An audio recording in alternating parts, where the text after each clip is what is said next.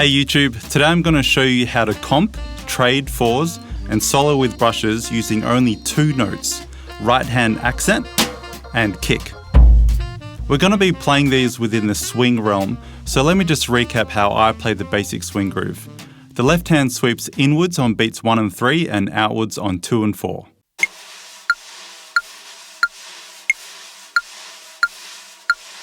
The right hand plays outward sweeps on every quarter note with the skip beat as an inwards tap.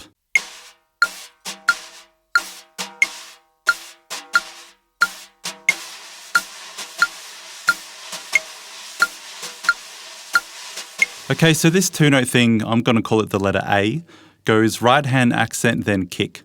I'm playing the accent as a heavy vertical stroke, but the left hand keeps on sweeping underneath. So this means the accent will only be played in two spots on the snare, open and crossed over. Let's play the letter A on beat 1, then continue the swing groove from beat 2.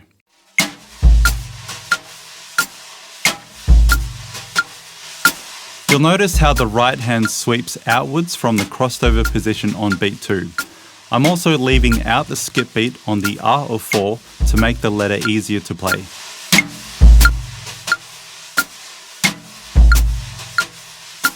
To get the most out of this letter, it's important to be able to play it on any given beat within the bar.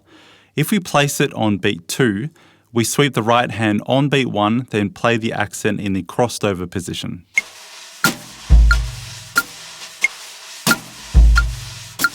As we're playing the kick on the R of beat 2, we're again leaving out the skip beat.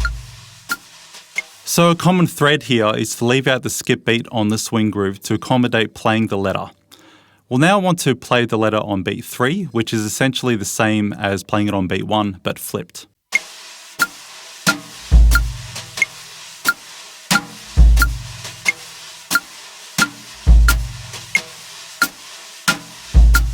And now on beat 4.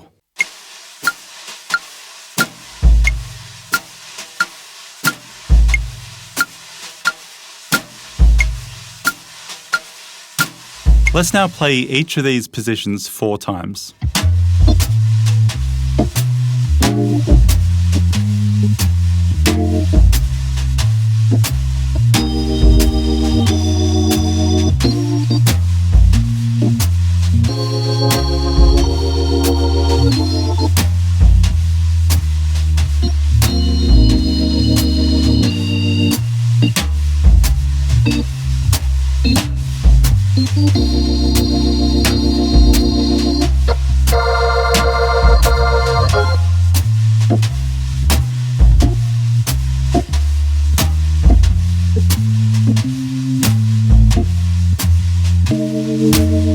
The next thing we want to do is to play the letter 2 times in a row. So if you want to play it on beats 1 and 2, we'll be using both the open and crossed over positions.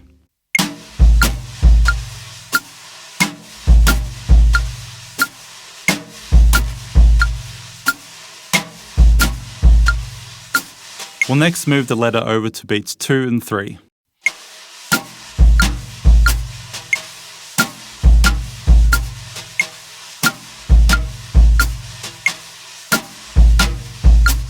And now beats 3 and 4.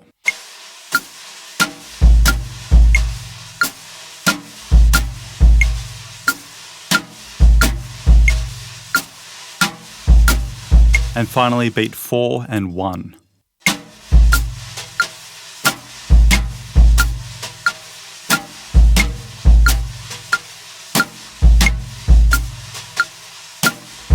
Now that we've covered many beat position possibilities, let's now randomize it.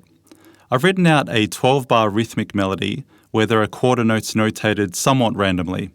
The first 4 bars have 1 note per bar, then from there it gets a little busier. The way to read it is wherever the notes are written, that's the beat you play the letter. So if there's a quarter note written on beat 3, you play the swing groove with the letter on beat 3. If there are notes on beat 2 and beat 3, then you play the swing groove on beats 1 and 4 and the letter on beats 2 and 3. Let's give this a go.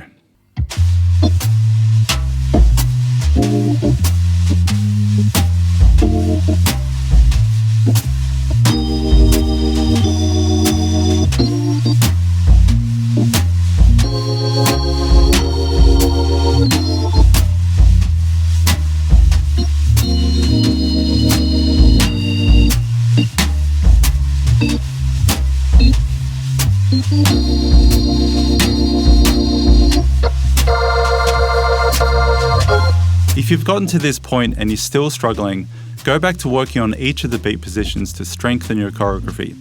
But if you're all good, you'll now want to do this in an organic way without having things written down. I'm now going to bring in some saxophone to the track, and I want you to treat this next bit as a comping exercise. So that means you're going to react to what you're hearing, being the bass line, Hammond organ, or sax lines that you're hearing. But you're only allowed to play the swing groove and the letter A in any beat position. The reason to limit your options is that it's going to force you to be creative given a limited amount of vocabulary.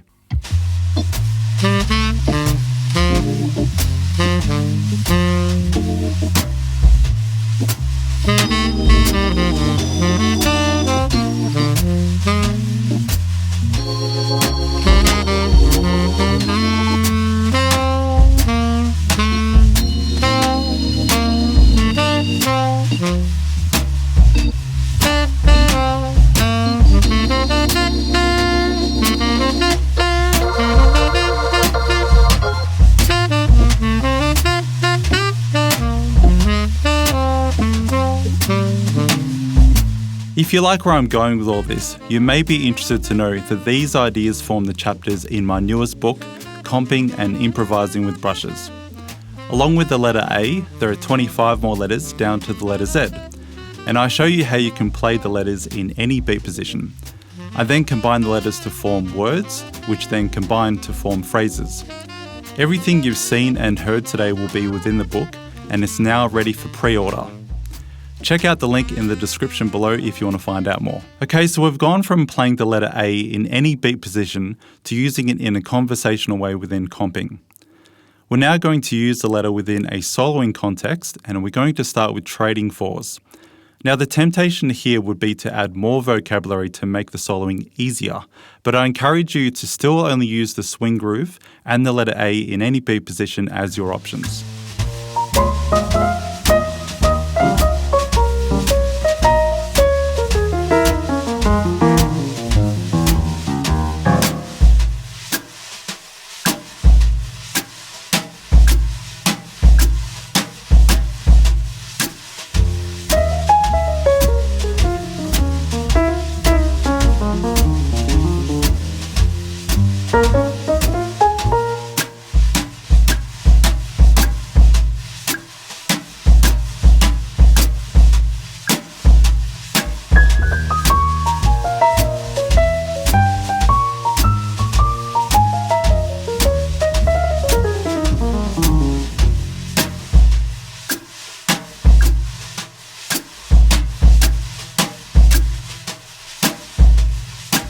Even though this doesn't give you the most mind-bending of phrases, it still gives you a solid framework for simpler approaches to soloing with brushes. Once you've reached your limit of possibilities with this vocabulary, you can then allow yourself to change things. But for now, there's one more exercise we're going to try this with, and that's soloing over a vamp. I've got a track that's a 4-bar repeated vamp on the piano. The difference with this and the trading fours is that there's no rest. It's all about the drum solo, so you don't get to hide behind the bass player or soloist while you think of what you're going to play next. But don't let that scare you. Even with the limited options of the swing groove with the letters on any beat, there's still enough vocabulary there to make it interesting.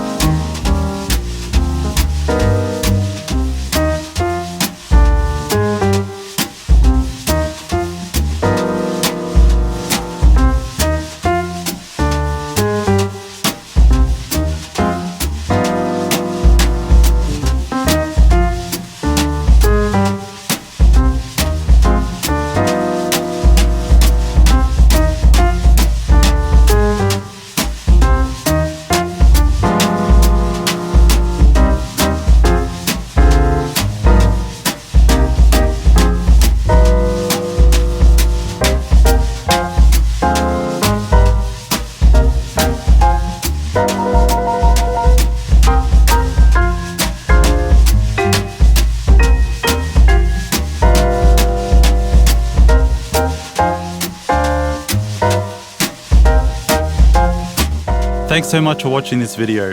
If you want more ideas on comping, then check this out.